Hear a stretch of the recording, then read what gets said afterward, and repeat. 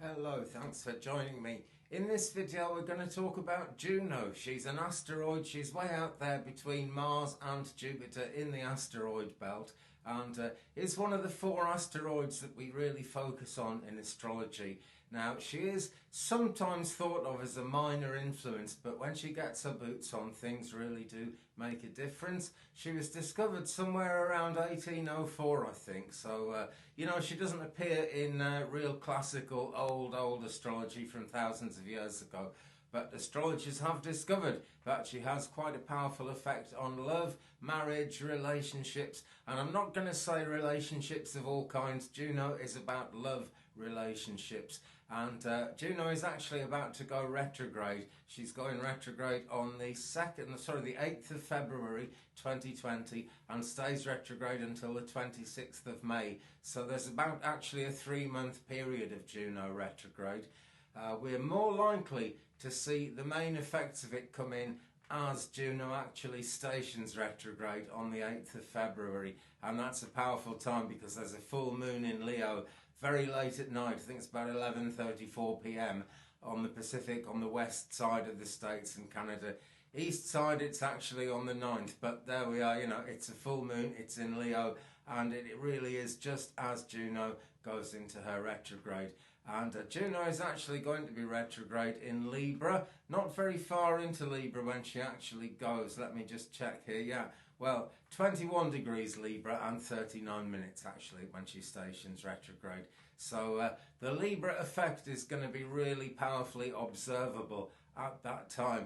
And it's all about justice, really. It's all about balance, and the asteroids have a great deal to do with matters of justice.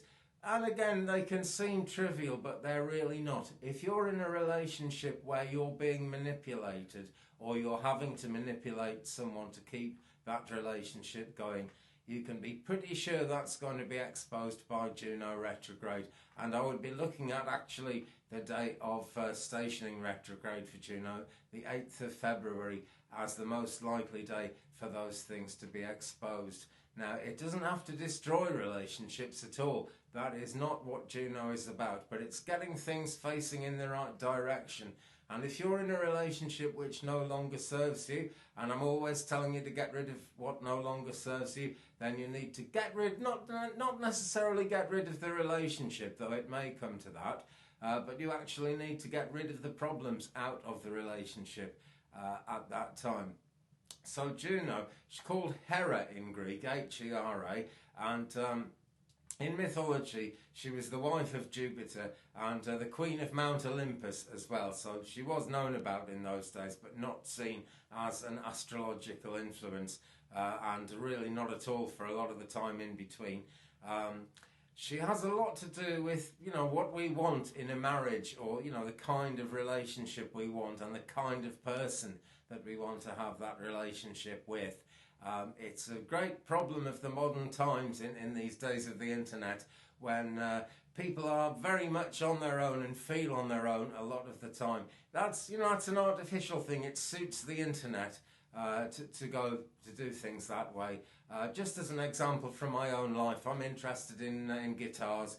I've always had a guitar since I was a teenager, and in those days people would get together and everyone would have one guitar and bring it, and you could try someone else's guitar, and that was how it was interesting with guitars, and that sort of relationship between musicians. Everybody had their own instrument. Nowadays we're being told to just kind of stay on your own, be a guitar collector, be a musical instrument collector, maybe have a big collection of music as well, and don't actually relate to other people, because that would take us away from the internet, God forbid. That would take us away from being consumers. So that's really changed, and that's changed in every kind of relationship there is. But when Juno gets involved, we are actually looking at love, and we are looking at the ways that works. Now, Juno is said to be exemplary of the proper way of, that a married woman should conduct herself. And goodness me, married men should conduct themselves reasonably well as well, I think,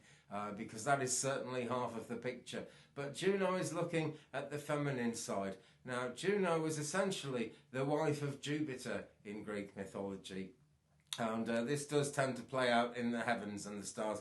And an actual astronomer who believes nothing at all about astrology will tell you that Juno and Jupiter do have this sort of love-hate relationship going on as they pass through the universe on their journeys. But basically, Juno would have to put up with a never-ending string of Jupiter, dallying about and doing things that it shouldn't. Illegitimate children coming up as well through the Jupiter influence.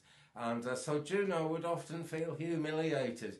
Now, if that's you in a relationship, illegitimate children is a very extreme example of it. But if you're in a relationship where you've really, really got to be pushed under the thumb in order to survive, then that is very likely to be exposed in quite a big way on the 8th of February. And because Juno is in Libra, it's all going to be about bringing balance. And there should be some good influences for bringing balance into the picture there as well.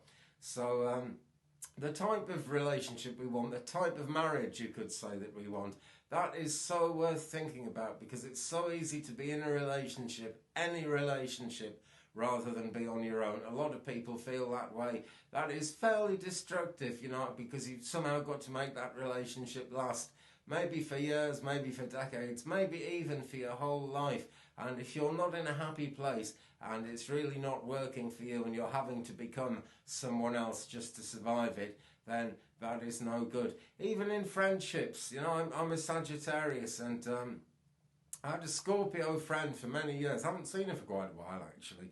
And we actually got on fairly well, but she was quite manipulative, and she always put that down to being a Scorpio. And I don't actually, honestly, anywhere in astrology see why that needed to be the case. She was just a very manipulative kind of person, You'd get into a situation thinking it was nothing to do with her, and something crazy would happen. And you'd realise that she'd set the whole thing up. You'd find out that she actually knew the other person.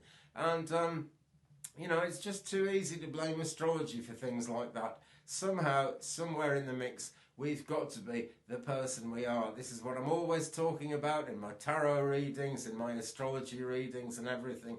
We all come to this world with a mission, and we've got to be ourselves. That's why we're actually made the way we're made. And so it's about getting real. Whatever happens in astrology, whatever happens in this life, it's much better if we can get real about it. And because this Juno retrograde is going to be in Libra, it's a real good chance to get real about it. Also, that full moon happening at more or less the same time, that's going to have a big effect.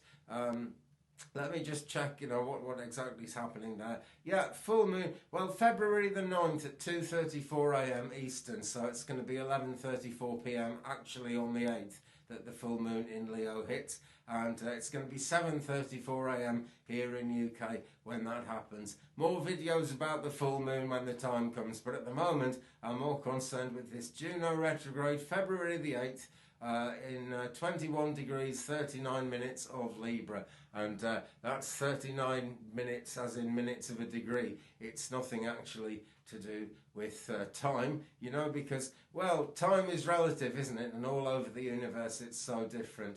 But as we observe things from Earth, those are the times, and it's going to be the 8th of February when this happens with Juno.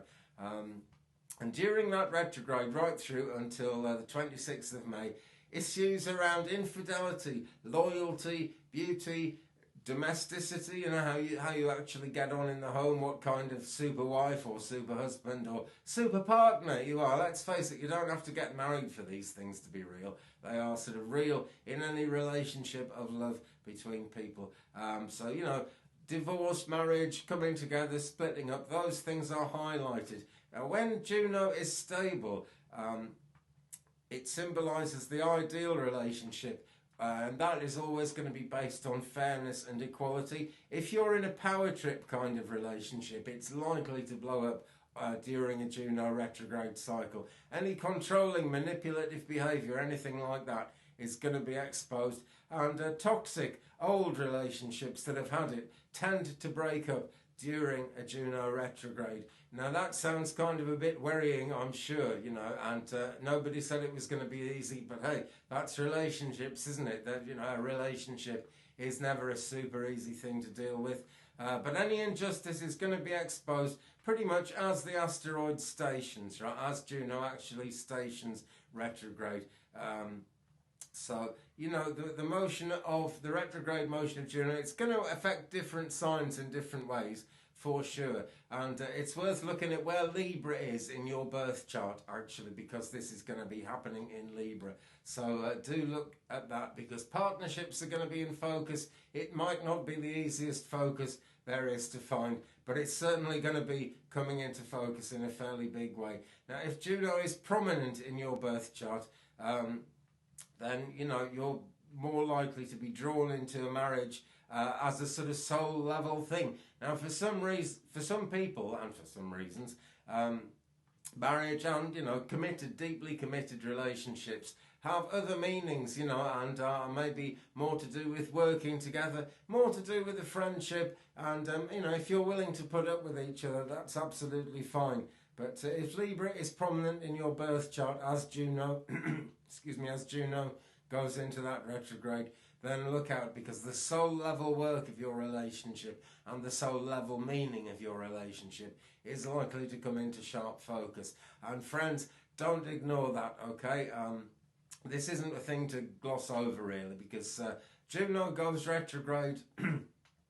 When she goes retrograde, there's a cycle. She keeps doing it, so she will go retrograde again. It takes her about 4 years and 4 months, so the two sort of fours there, showing that I think that shows there's something angelic about the way she plays into love, the way she plays into relationship. But about 4 years and 4 months for Juno to travel right around all the constellations of the zodiac and get back to where she was. So it's always happening. If it doesn't work out for you this time, it'll work out sometime in the future. Maybe next year, maybe in 4 years and 4 months, maybe anywhere in between. But Juno retrograde, that is what it's all about. That's what's going to be exposed. So even if you're watching this video in the future, years to come, and February to May 2020 are long in the past for you, never mind. Please do take note of what I'm saying about Juno here, because she really is the planet that is, not the planet, the asteroid, I'm sorry, that is most associated with deep soul level love and really good relationships, really good marriages, if it comes to that. So there we are, guys. I think I've said just about all there is to say. Look out for that one, 8th of February. If there's a trickster in a relationship, it's likely to be exposed then. You might feel fine, you might feel happy, but, you know, infidelity basically can be exposed at that time.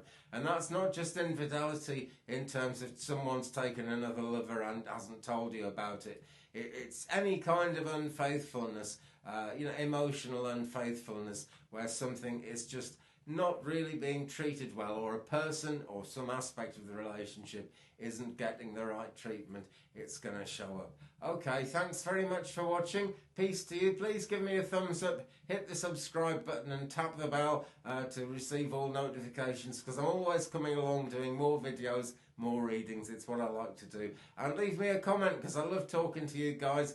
Tell me where you are on this, please, as well, in the comments below, because it's really good to know you know, the astrological makeup of my audience. It allows me to make better videos for you. Share me around the internet if you can. Help me get the word out. Help me grow my channel so I can keep on with the mission. And I'll see you again very soon. All the best.